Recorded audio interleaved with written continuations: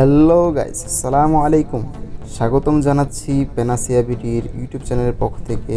আমি বাসির আছি আপনাদের সাথে, আর আপনারা দেখছেন বাসিরস ব্লগ। তো বন্ধুরা, এতক্ষণে আপনারা ভিডিওর টাইটেল এবং থাম্বনেল দেখে বুঝে ফেলেছেন আজকের ভিডিওটি একটি রিসোর্ট নিয়ে, যার নাম নীলাম্বরী রিসোর্ট। কিভাবে আসবেন নীলাম্বরী রিসোর্টে? ঢাকা থেকে ময়মনসিংহ যাওয়ার পথে শালনার পূর্বে আপনাকে নামতে হবে বিআরটিসিতে। বিআরটিসি থেকে যে কোনো রিক্সাওয়ালাকে নিয়ে আপনি নীলাম্বরী রিসোর্টে চলে আসতে পারবেন। এবং ঢাকা যাওয়ার পথে গাজীপুর চৌরাস্তার পূর্বে বিআরটিসি বললে যে কোনো বাস আপনাকে নামিয়ে দেবে।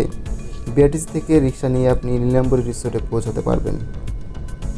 এবার খরচের হিসাব। নীলাম্বরী রিসোর্টটিতে টিকিট মাত্র 20 টাকা।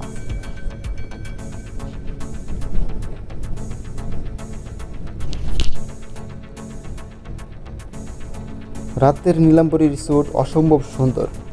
এই দৃশ্য আপনার নিজের চোখে না দেখলে বুঝতে পারবেন না। দিনরাত মিলে অসম্ভব সুন্দর একটা জায়গা। ঢাকা থেকে খুবই সন্নিকটে। দিনে দিনে গিয়ে আপনি থাকার ব্যবস্থা আছে। এখানে ঘুরে আসতে পারেন পরিবারের সব সদস্যদের নিয়ে।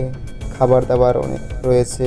আপনি আপনার পাচ্ছেন বার্গার, পিৎজা, ফুচকা, লুচি, পরোটা, চিকেন চপ। ইভেন আপনাদের রুচিসম্মত খাবারগুলো খুব অল্প রেটে পাচ্ছেন একটা সুন্দর রেস্টুরেন্টের মাধ্যমে। স্বাস্থ্যসম্মত খাবার আপনারা পাচ্ছেন খুব